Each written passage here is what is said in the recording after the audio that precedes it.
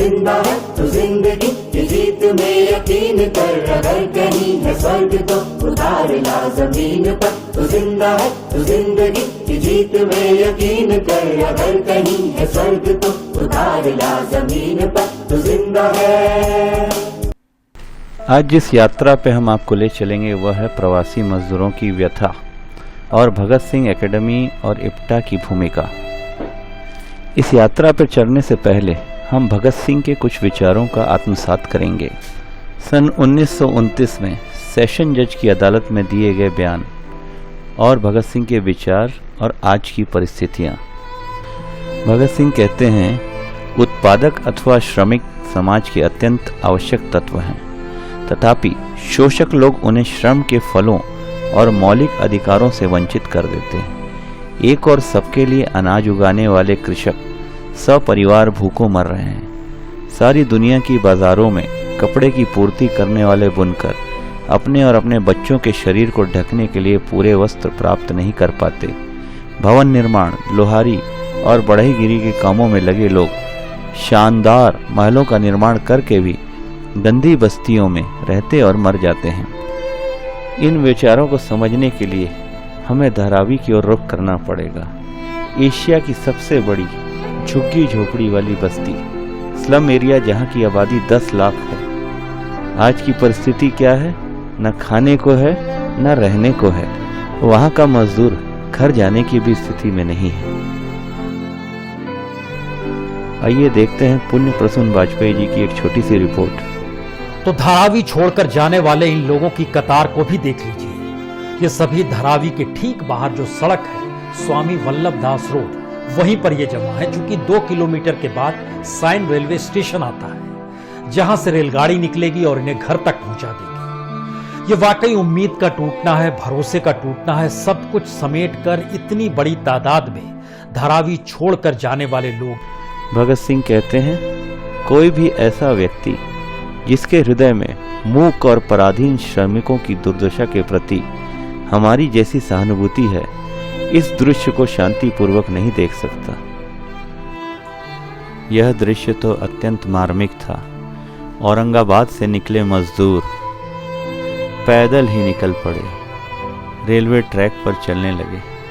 घर जाना था, कुछ दूर चल के थक गए, ट्रैक पर सुस्ताने लगे। सोचा थोड़ा आराम कर ले, नींद लग गई। अचानक मालगाड़ी आ गई, उसकी आवाज भी उनको ना आई। 16 मजदूरों के शव क्षत विक्षत हो उठे थे। ट्रैक पे रोटियां पड़ी हुई थी, बयान कर रही थी रोटी की दास्तान। क्या आप इसे एक एक्सीडेंट कहेंगे?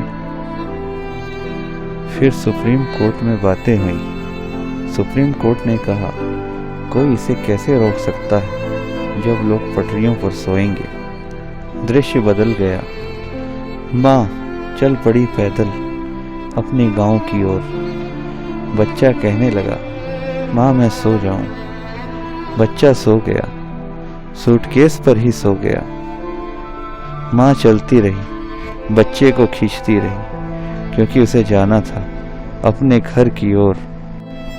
भगत सिंह आगे कहते हैं, जिसके हृदय में उन श्रमिकों के लिए करुणा है, जिन्होंने उन शोषकों के आर्थिक ढांचे के निर्माण के लिए मौन रहकर अपना जीवन रक्त गिराया है, जिनकी यह सरकार आर्थिक समर्थक है, निर्दय निर्दलन के फलस्वरूप उठने वाले आत्मा के क्रंदन को दबा नहीं सकता। इस क्रंदन को क्या कहिएगा। छोटा बच्चा बोलता रहा, माँ माँ उठो, घर आ गया, माँ भूख लगी है। क्यों सो रही हो माँ? उठ माँ उठ, हमारा सफ़र ख़त्म हुआ माँ। सचमुच उस माँ का सफ़र ख़त्म हो गया था। सिंह आगे कहते हैं, दूसरी ओर पूंजीपति शोषक और समाज पर घुन की तरह जीने वाले लोग अपनी सनक पूरी करने के लिए करोड़ों रुपए पानी की तरह बहाते हैं। अब आप ही फैसला लीजिए। 20,000 करोड़ का प्रोजेक्ट, सेंट्रल विस्टा प्रोजेक्ट, उस समय में जब देश की 12 करोड़ नौकरियां चली गईं, करोड़ों मजदूर घर जाने को मजबूर हो गए। आर्थिक पैकेज के नाम पर ऋण, साहूकार हो क्या? इस ऐसे काल में जब लोग त्राही त्राही कर रहे हैं, क्या यह प्रोजेक्ट जरूरी है? सुप्रीम कोर्ट का फैसला आया। Supreme court refuses to put central Vista project on hold. यह प्रोजेक्ट नहीं रुकेगा। ईदगाह की कहानी याद है आपको? ईदगाह की कहानी, अहमद और उसकी दादी की कहानी। अहमद की दादी के हाथ जल जाते थे रोटियां सेकते हुए। अहमद उनका प्यारा पोता था। दादी उसको एक आना देती है मेरे पास ईदगाह जाने के लिए। तेरी ईदी के लिए ये ले, मेले में अपने ऊपर खर्च कर लीजिए।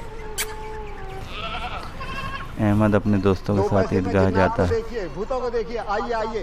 2 पैसे में आ जाओ बच्चों, आ जाओ। ना वो झूला झूलता है, बड़ा मजा आ रहा है। 2 पैसे। क्या लेगा तू? ना खिलौने हाँ भाई, लेता। तू क्या लेगा? कुछ नहीं लेगा। अमित तू कंजूसी करता है। एक अंधेरा तेरे पास। कितने में ली? 2 पैसे में। कहाँ से? उस तरफ एक बाजार उसके की दुकान दोस्त है ना, उधर। कई प्रकार के खिलौने और चीजें खरीदते हैं। दही बड़ा खाऊंगा मैं। तू क्या खाया हमिद? कुछ नहीं। हामिद ना कुछ खाता ना कुछ चिमटा खरीदता। वाला, टोपी वाला। ये कितने का है? ये टोपी, नहीं, तुम्हारे हाथ में। ये घड़ी, नहीं, ये चिमटा चिमटा। टिकाऊ है। हाँ बिकाऊ है। 2 आने में। यहाँ निकालो एक आना। ये लो चिमटा।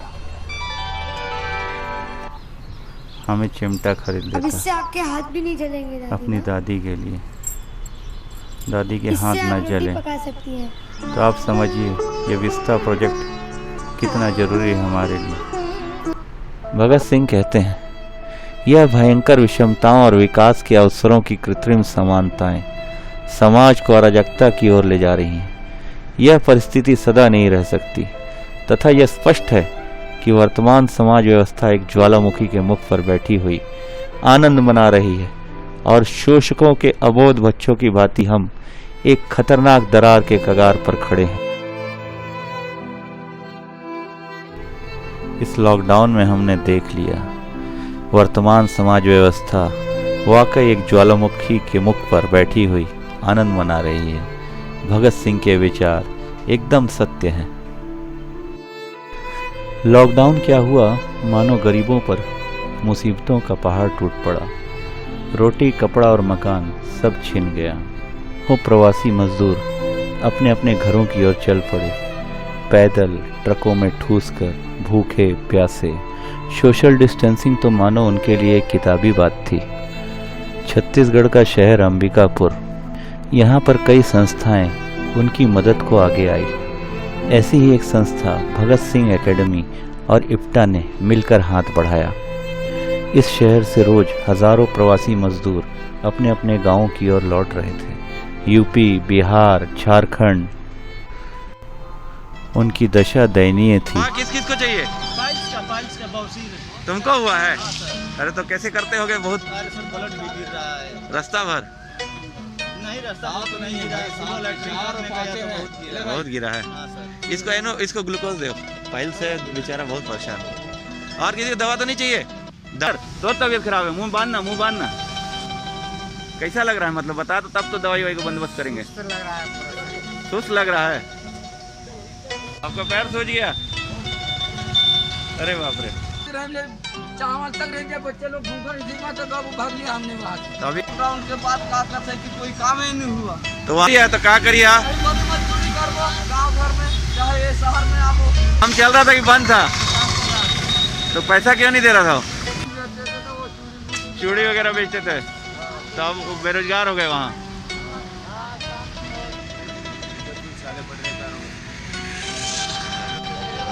हैदराबाद से क्यों वापिस आए? बस वाला कितना पैसा ले लिया? 3500 रुपये। 3500 रुपये कहाँ से जुगाड़े?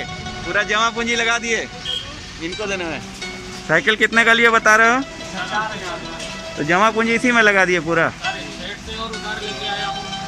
सेठ से उधार लिए हो?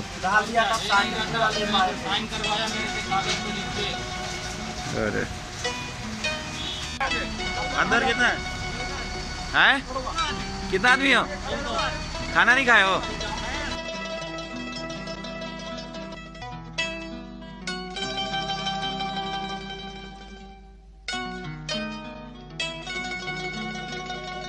कितना बच्चे हैं अंदर? 10 बच्चे हैं साइड से। तो बच्चे भी आपके साथ आए? ये ट्रक में आए छोटे छोटे बच्चे? हाथ का है जोड़े हो? क्या हो गया, इतना दुखी का हो? हैं? क्या हो गया, काहे उदास है? क्या माँ का तबीयत खराब है? आपके माँ का तबीयत खराब है? कहाँ पे? गोरखपुर में? अच्छा, कैसे गोरखपुर पहुंचेंगे, इसीलिए परेशान हो? इसका जिम्मेदार कौन है जो तुम लोग को लाया रोड में? प्रवासी मजदूरों की दर्द भरी दास्तान देख के भगत सिंह एकेडमी और इप्टा अंबिकापुर उनकी मदद के लिए आगे आए। इलेक्ट्रॉल मुहैया कराना, भोजन की व्यवस्था, पैरों में चप्पल और घर भेजने की व्यवस्था, यही हमारा लक्ष्य था।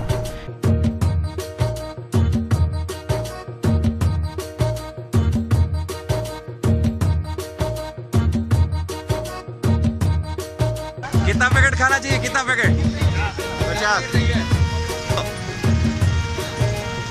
50 खाना खाए हो? दूं खाना पैकेट दूं? लेके जाओगे? पानी दे दे यार हो।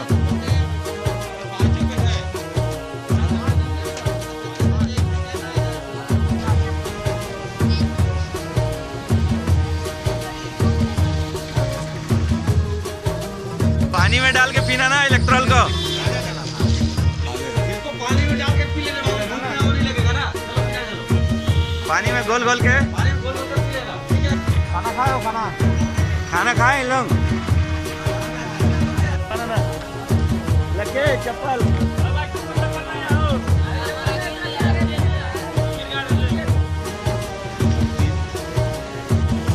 एक जन ले जाओ, 2 जन ले जाओ इसको।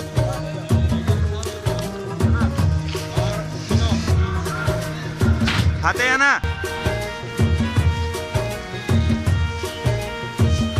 नेताम जी में डाल डाल के पी लेना। गर्मी लगे तो पानी में डाल के पी लेना।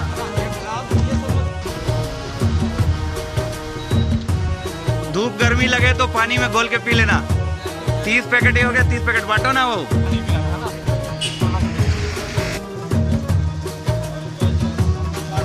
बांट लेना खाना को। कहाँ से काम ड्राइवर जो पहुंचा रहे हैं उनके लिए भी सलाम है। इनके लिए दे दे 4-5 पाउच दे दे।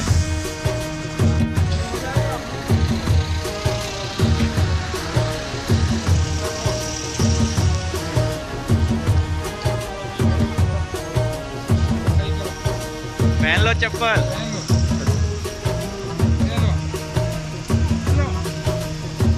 बच्चों के पैर में तो छाले पड़ गए होंगे।